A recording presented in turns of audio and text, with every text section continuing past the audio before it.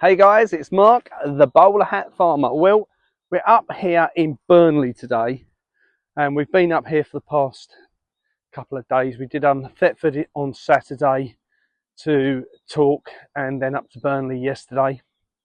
First section of the tour, and just look where we are today. Just look at this beautiful, beautiful valley. This really doesn't do it any justice, I have to say.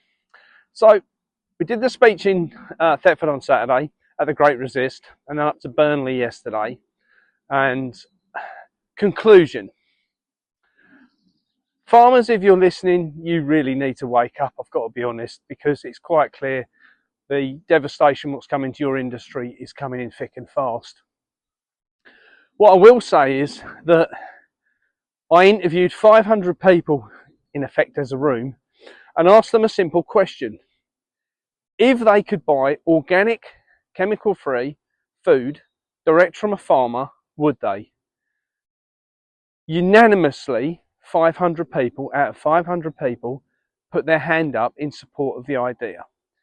This says to me that there is a demand, I have to say, for what British farmers are really good at, growing good, quality, sustainable, seasonal food. The question is, will farmers watch their farms go to the wall as they get squeezed more and more and more in what's coming and what the government have planned? Or is it that they, just listening, because I don't know if you can see this behind me, but is this just not beautiful? These beautiful little streams going through here. I just love this part of the country, I've got to say. Lancashire, well done. This is just amazing, I have to say. So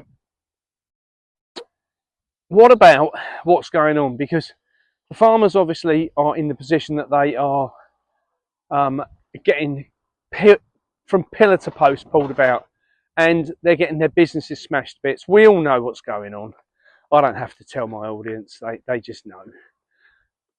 But what can they do about it? Well, I believe the new farmers of the future, the younger generation, and a lot of people who are now going into farming. And that's one of the things what shocked me over the weekend.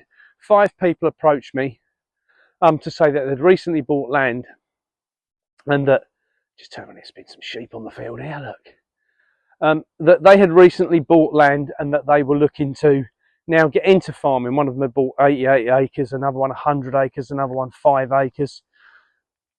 I don't believe that a lot of the farmers, sadly, that have been farming the way they have for the past years will be there in the future, because they'll be pushed out by crazy governmental legislation and decisions about the net zero and green agenda, which is just smashing our countryside to bits.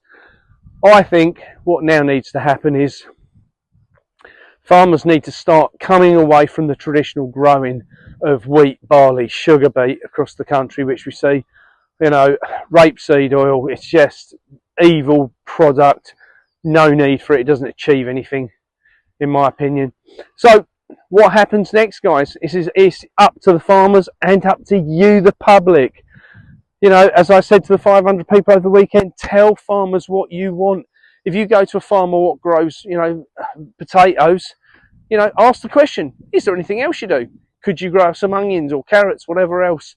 You know, lots of farmers are starting to go over to the chemical-free side, come away from nitram and glyphosate.